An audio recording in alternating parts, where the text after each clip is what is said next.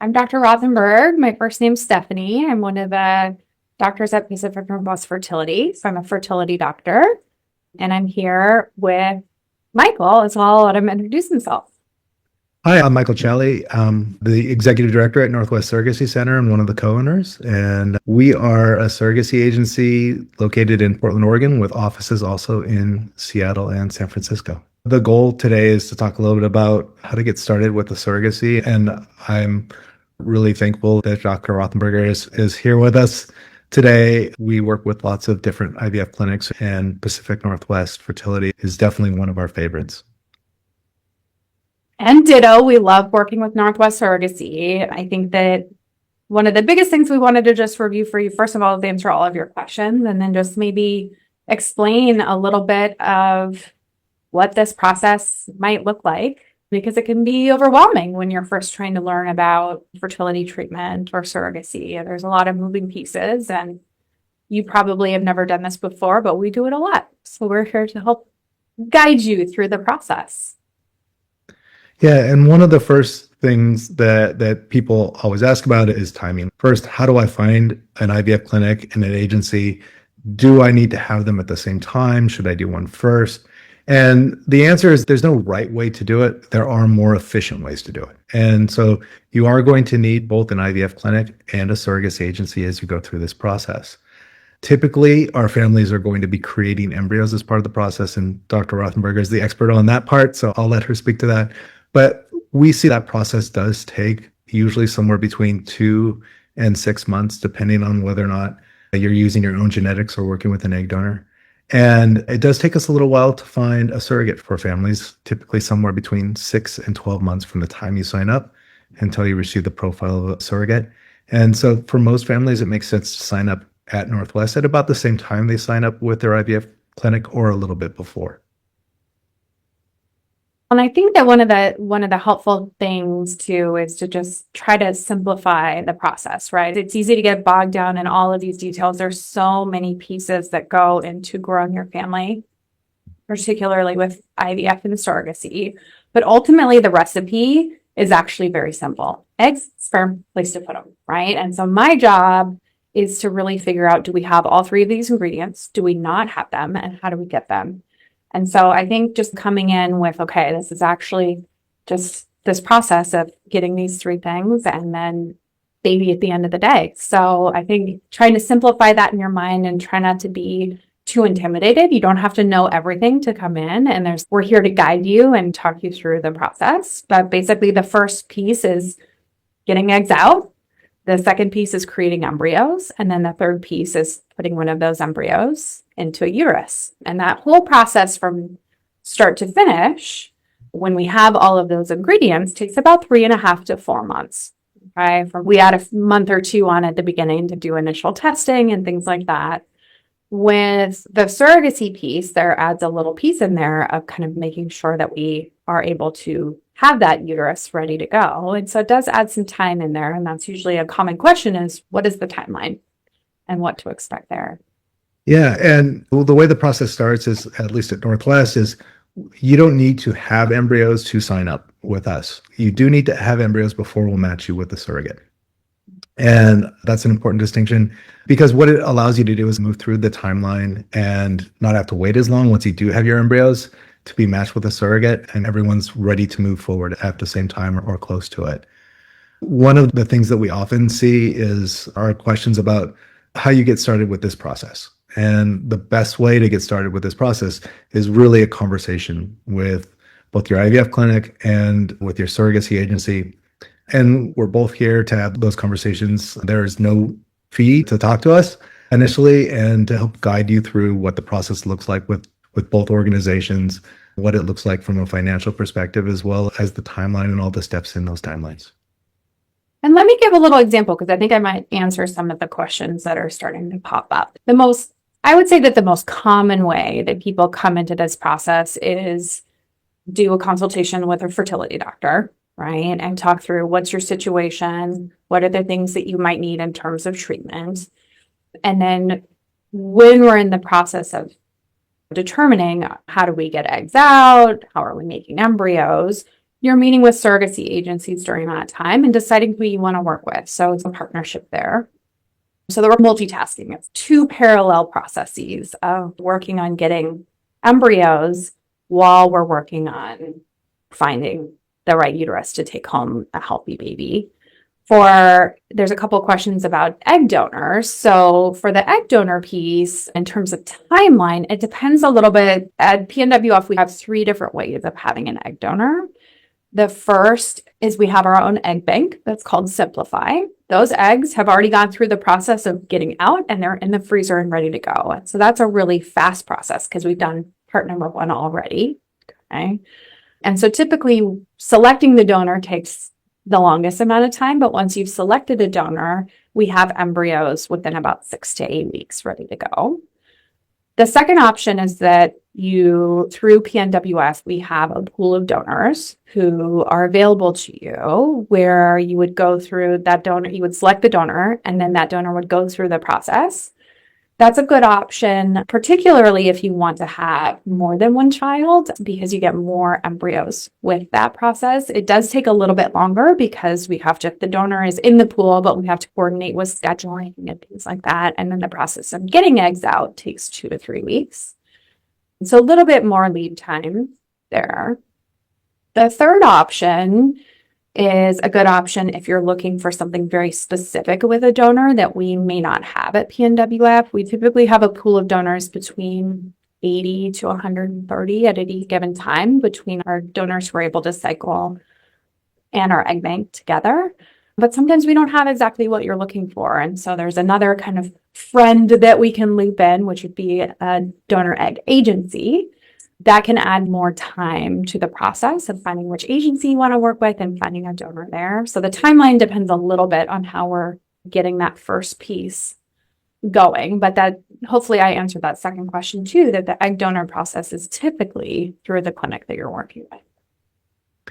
Yeah, and the one thing I would add is Northwest does have its own egg donor program. We actually have 2. One is called Asia West Egg Donors, and that's focused on Asian donors. About 20% of our families are Asian, and sometimes it's difficult to find Asian donors, and that's why we focused on that population. We also have Intend Egg Donors, and that's basically focused on all the other populations that we work with.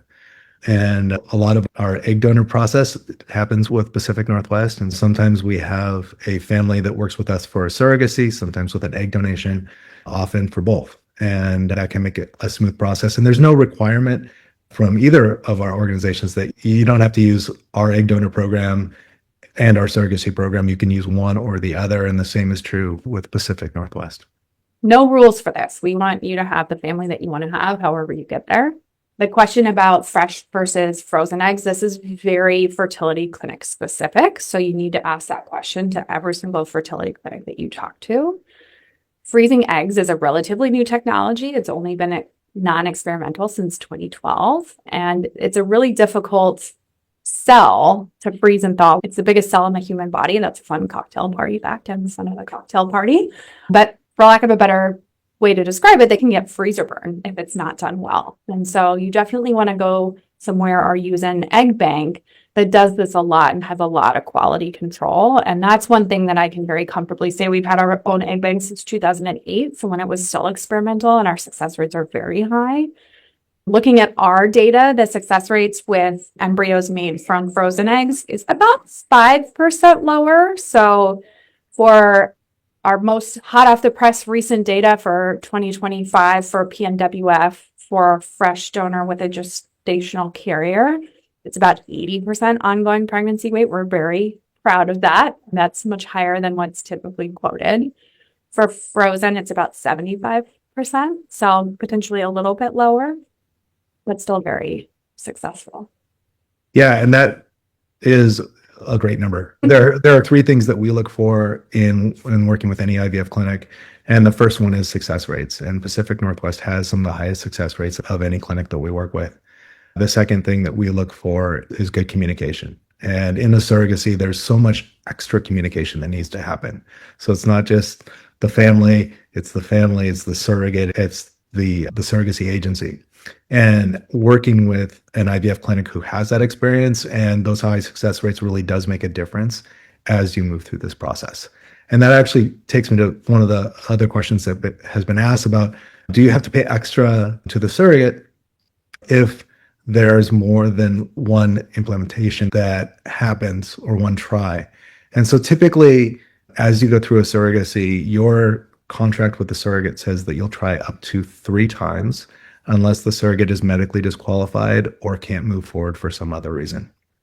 And depending on which program you go with, some programs, like we have a guarantee program where it's a fixed cost. And so whether you're doing 1 transfer or you're doing 3 transfers, it's the same cost. We also have a variable cost program that can be less expensive for some people if they are successful in that first transfer.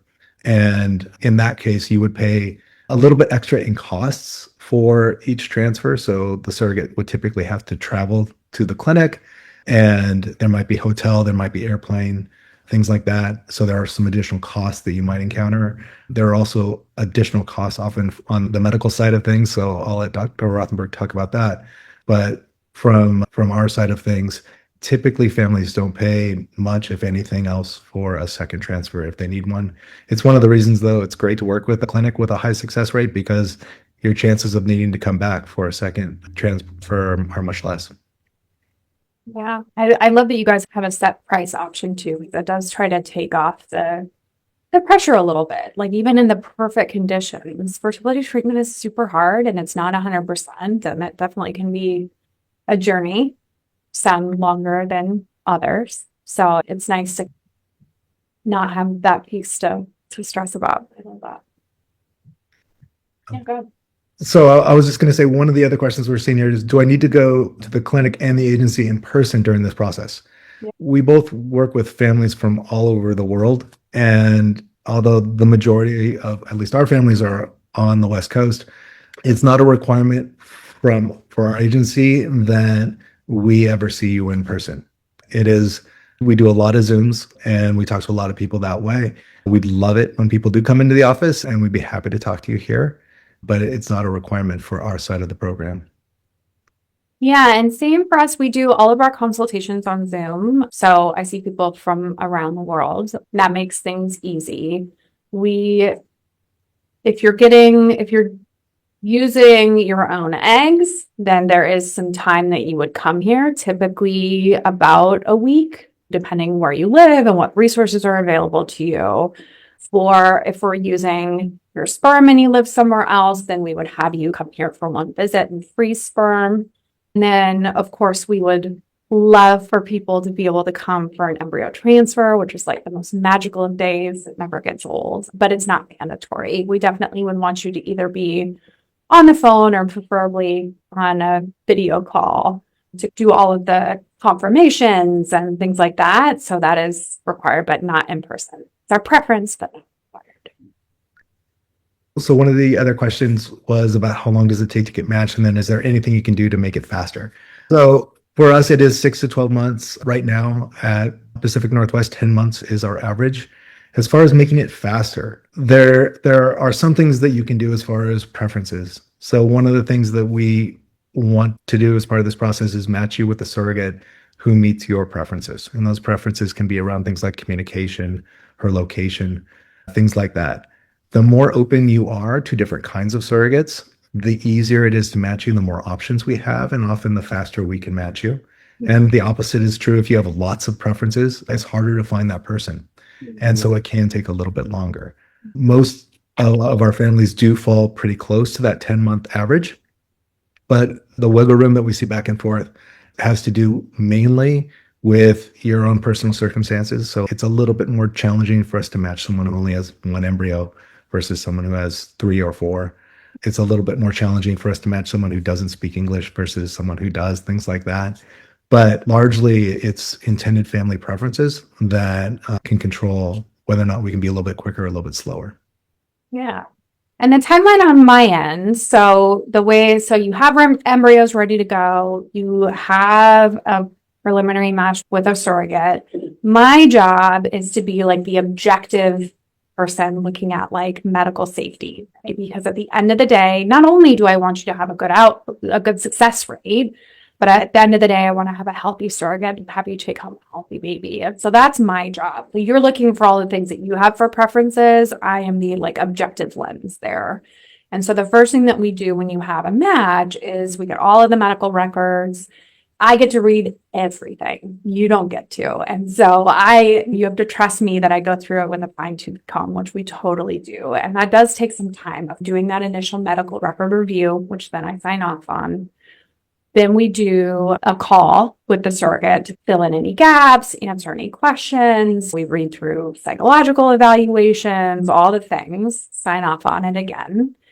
Then we do an in-person visit where we do blood work and infectious disease testing for everything under the sun and make sure that there's no undiagnosed thyroid issues or diabetes or prediabetes. Check the cavity of the uterus.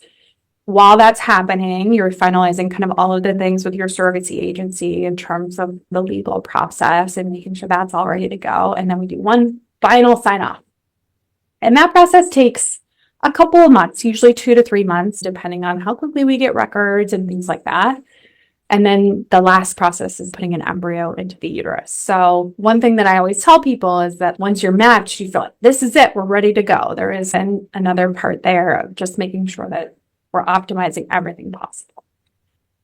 And one thing that I would add to that is during the surrogate screening process, which for us happens before you're matched with a surrogate, we're going to collect the surrogate's medical records for her previous pregnancies and births. We're going to work with a independent psychologist or social worker to get a psychological evaluation taken care of. And so hopefully we're going to have all of that paperwork ready for Dr. Rothenberg at the time you're matched with that surrogate. And our goal is that every surrogate that we match you with is going to be successful in this process. We're not at 100%, but 95% of the surrogates that we send to IVF clinics are approved at the medical record review stage. And that's where it matters, where you're working with for a surrogacy agency, because the more that there's somebody that is sent that's not a good candidate, it takes longer. So that's a big deal. Absolutely. One of the next questions I'm seeing is about success rates for a second transfer or a third transfer. Great question. A carrier. Yeah, so I can answer that one. So the success rates with first, second, third transfer are actually exactly the same. Okay. So we always think about the uterus and the host as like the controller of success rates, but the embryo matters a lot. And so even if we have done genetic testing of embryos and we know that there's a normal number of chromosomes, which is something called PGTA, it's not perfect, right? And embryo has to be able to burrow in and become a pregnancy and then continue to grow and develop. So it's not 100% success rate with every transfer, but the success from 1, 2, 3 is the same. One of the next questions I have is about vetting a surrogate and whether or not surrogates get to choose you as well. That depends on the agency you're working with. We are a two-way matching agency, which means that not only do we work with you to understand who you want to be matched with, we also work with the surrogate to understand who she wants to be matched with. And then we do what they call a profile exchange, where you get to see each other's profiles. And most of the time, both the surrogate and the family say yes. And as soon as we get our medical sign off, then we're going to schedule a match meeting. And over the last 2 years, we've had almost 450 match meetings, and we've had 2 that didn't result in both parties saying yes. There are times during this process where a match doesn't necessarily work out, but most of the time, the first profile is going to work out for you. And almost all the time, it's like 99.9% of the time, a match meeting is going to be successful and both parties are going to say yes. Here, there's a few embryo questions I can answer quickly. There's not a minimum number of embryos to get started, but when you're going through the process of having a surrogacy agency, matching with a surrogate, my preference is to have at least 2 to 3 embryos. You don't have to have that, but it's always good to have backups and going through this whole process. Because like I said, not every embryo transfer results in a baby. To answer the other question, I generally like to have 2 to 3 embryos per child. And so there was a study that was done looking at 3 patients with 3 embryos with a normal number of chromosomes. And 95% of people had a baby. And that was not using gestational carriers. for that study. And so I think that 3 per kiddo is like a very safe place to be, but 1 embryo can be 1 baby. Yeah, and what we see over the last several years is that if someone does 3 transfers or less, there's a 98% chance that they're going to be successful. Love it. A couple of questions about surrogate health insurance, and states do matter. Northwest Surrogacy Center only works in 15 states, and there's lots of reasons for that. One of them is availability of medical insurance. When we go through this process, we vet the surrogate's medical insurance, and it's a much longer conversation. Medical insurance is complicated in general, but medical insurance is part of this process. It does matter. And it's one of the reasons that you want to work with an agency who understands these things, because it is important that the surrogate has a policy, and a policy that is going to pay out for surrogacy. The other thing to keep in mind too, which is in the vein of that, is the kind of changes in the last couple of years of laws regarding abortion and personhood and things like that. That's something to be aware of as well, of where the surrogate might be living, to keep in mind too, and just making sure that you have the availability to make the decisions that you would want to have the option to make. Absolutely. And that's one of the other factors that we consider in working with surrogates. All of the surrogates that we work with are in states where a termination of pregnancy is available for families if they come to that hard decision. How many eggs do you typically get from an egg donor? That's a great question for you, not me. Yeah, it totally depends. It depends on the clinic. There are some fertility clinics who they'll limit the number of eggs that you get from a cycle. At PNWF, we don't do that. We get somewhere in terms of eggs, which translates to embryos. We don't want to, there's a point where we don't want to push ovaries too hard to get too many eggs, because it can make the donor sick. And so we're trying to thread that needle of a good number of eggs, but not pushing too hard. And I would say it depends a little bit on the donor, but we select them specifically that they're good candidates. So somewhere between 15 to 25 eggs, 15 to 30 eggs. We have very high success rates with the number of blastocysts that you get. So typically it's somewhere between 5 to 10 embryos that could be transferred with 1 round. But that's also an important question to specifically ask each fertility clinic. Yeah, and given success rates starting with 5 to 10 embryos, you're in a really good place, and you're highly likely to be successful. Someone's asking a very specific question about they know someone who is applying to be a surrogate in our program, and can we still work with them? We'd love to talk to you. You can go to our website and let us know, and we'd be happy to talk about the details. It is a little bit more complicated when someone already knows a surrogate. There's some good sides and some bad sides to that, and we'd be happy to talk about that. The next one I see is, can I use my health insurance to cover embryo creation or IVF cycles for my surrogate? And I think that really depends. So I can cover the surrogate side of that. There are benefits programs out there that are reimbursement programs that help pay for some of those costs, and they can pay for part of your surrogacy and your egg donation as well. From an IVF perspective, maybe Dr. Rothenberg has a better vision for how all of that works. Sorry. Okay. So what other questions do we have here? Transfer of embryos. Yes, we do accept embryos from other places. We have a process where we would want to meet with you and review the clinic that you're at, look at kind of their techniques. There's lots of different ways to freeze and thaw embryos, and we want to make sure that your embryos would be in good hands with us first. And so that process can take some time.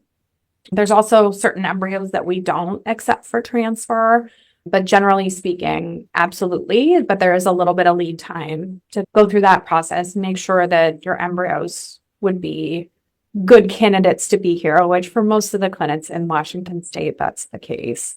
And then to actually physically get them here. And then I think the next question is a good one for you as well. So when does a surrogate go to the OBGYN after an embryo transfer? Yeah, so I don't deliver babies anymore. So what we do, basically we take care of people during the first trimester. So the typical for anybody who's going through this process, whether this be here or at home. So sometimes people who are not local are getting their care with their OBGYN sooner, with us working with the OBGYN. But generally, we do pregnancy tests 10 days after the embryo transfer. We repeat it 2 days later, make sure that the level's rising.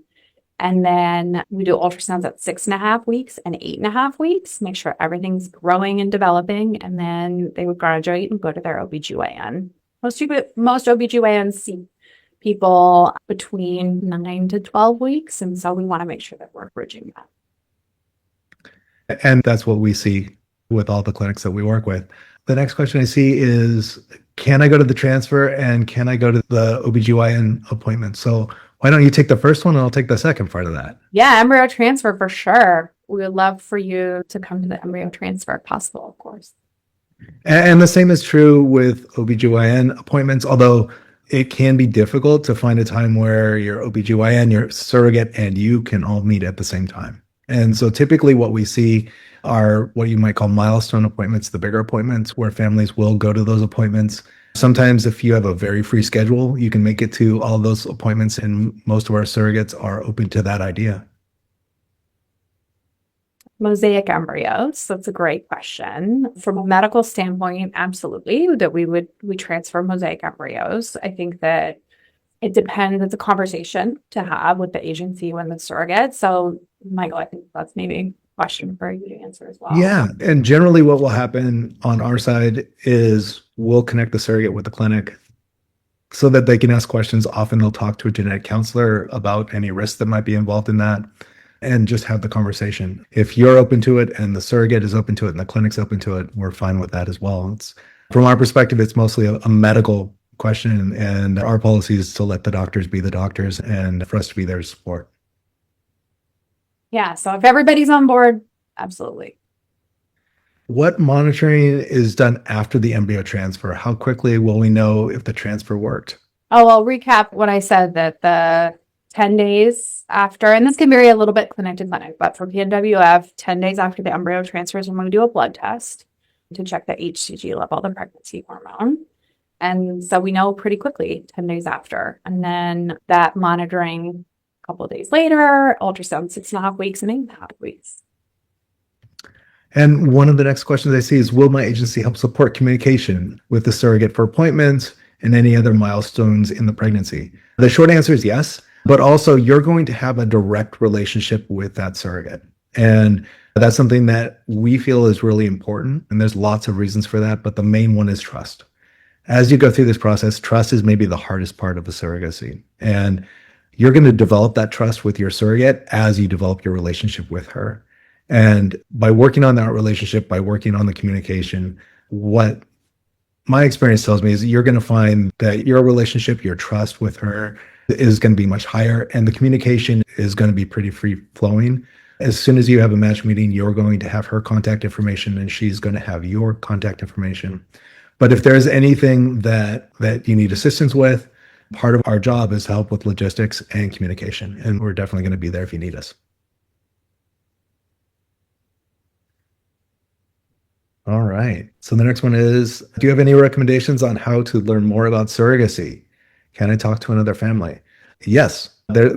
We both have robust websites and there's a lot of information there, but we also both offer consultations, and it's a great way to learn more about not only the program in general, but specifically how we work and the clinics that we like to work with, the attorneys we like to work with, how all of that works together. And so our website has a lot of information, but please come talk to us. You can sign up for a free consultation on our website. And I believe the same is true with Dr. Rothenberg.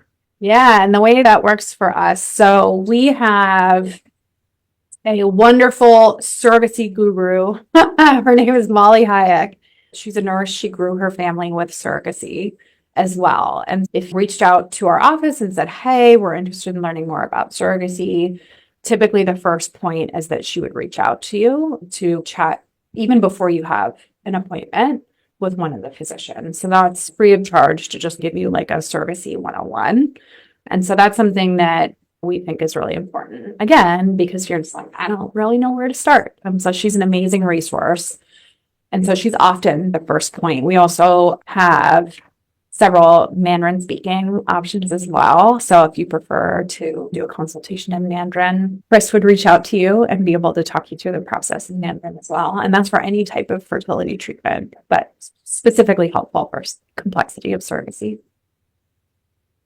So I'm seeing a question about financing. This is an expensive process, and there are lots of options for financing out there. One group that we often recommend is Resolve. They're a nonprofit that does a lot of work around fertility in general and surrogacy and egg donation. So they work on legislative aspects as well as partnering with funders and lenders, as well as grants. And going to Resolve's website is a great place to start and see what your options are. Yeah. We also work with a company called Sunfish there's a few different companies that can help with fertility financing as well. But that's one in particular that we work with a lot. All right. So then the next question I have is, what advice would you give us while you're just starting the process? And would there be anything would disqualify us from using a surrogate to start a journey? So as far as starting, again, the conversation is probably the best way to start. You're going to learn a lot of information. As far as just being disqualified, I think that the only thing that I would mention for our program is that we do require a medical need for the family. And what that means for us is that there is either no one in the family that can carry a pregnancy, or there would be significant additional risk if someone carried the pregnancy. And we're happy to talk with you about that. Typically, if it's a more complex situation, we actually rely on the physicians to help us understand whether or not there is a medical need. And there are also agencies who don't require a medical need as well. So on my side, there's no kind of disqualifying reason for using a surrogate. And that's the case for law in Washington state as well. Absolutely. Can I meet my surrogate before the transfer? Absolutely. As I said earlier, you're going to have access to your surrogate's contact information. We can also help facilitate that. But many families come for the transfer. Many families will meet their surrogate in person at the match meeting. And if they can't do that, often it will happen sometime in between that match meeting and the transfer. And I'll put a plug. Those of us at this meeting, so Michael and myself will be, including other members of our teams, will be at the Bellevue Club next Thursday from 5:30 to 7:30. If anybody wants to come in person and have more conversations. Absolutely. And on both kind of our socials and our website, you can find more information and a sign-up sheet for that. You can just show up, but we'd prefer it if we knew you were coming, so we have enough food and everything. One of the next questions is, have most surrogates been surrogates before? Does that help medically speaking? About 30% of our surrogates come back for a second or third surrogacy. And interestingly, and I don't know what your experience with this is for Dr. Rothenberger, but our experience is we actually see the same success rates for first-time surrogates and experienced surrogates. The reason people choose experienced surrogates is comfort. They've already gone through the process. They know what it's like. You likely haven't. And it's nice to have someone who has. I think one of the challenges is that it's only about 30% of our surrogates. And sometimes we have a family who really wants an experienced surrogate, and it can take us a little bit longer to match you if that's a requirement of yours. And then for two children, I can speak to that. At PNWF, we are very dogmatic of following national guidelines of transferring one embryo at a time. Again, going back to what I feel like is my responsibility of doing this in the safest, most boring way possible, healthy surrogate and healthy baby at the end of the day. And the best way to do that is to transfer one embryo at a time and one baby at a time. That's not the case for all fertility clinics. Okay, but 97% of our IVF pregnancies at PNWF are one baby at a time. One embryo can split and become twins, but generally that would be the case as one baby per surrogate. But we definitely have people who do dual journeys and kind of have two surrogates and try to have two tiny humans close together. And then also I definitely have returning surrogates who carry a family carry a pregnancy for the same family for another child as well. Yeah, and I love to see those situations. We have the same policies. So all the families we're working with are doing a single embryo transfer. We do work with families who are doing a parallel journey with two surrogates. I love it when a family and a surrogate come back for a second surrogacy. It's fun to watch that relationship develop. It's, for most people, a much easier process just because everyone knows what's going to happen and how it's going to work. And while there are no guarantees that your second surrogacy is going to be exactly the same as your first surrogacy, it's usually a smoother process. Oh, yeah.